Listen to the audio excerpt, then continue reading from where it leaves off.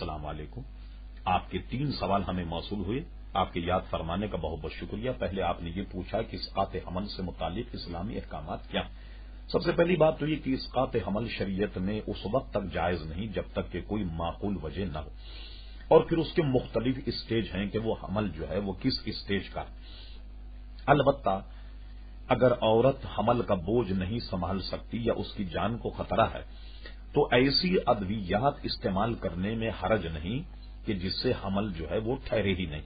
ٹھہرنے کے بعد ساقط کرنا تو بلا شبہ گناہ ہوگا تاوقت کہ اس کی جان خطرے میں نہ۔ آپ نے یہ پوچھا کہ اگر ڈاکٹر یہ کہے کہ بچہ معذور ہوگا یا کوئی اور مخصوص بیماری ہوگی تو کیا اس صورت میں اسقاط حمل جائز ہوگا؟ پھر تیسری بات آپ نے یہ پوچھی اگر ماں کی زندگی کو خطرہ ہو تو کیا اس صورت میں یہ فعل درست ہوگا؟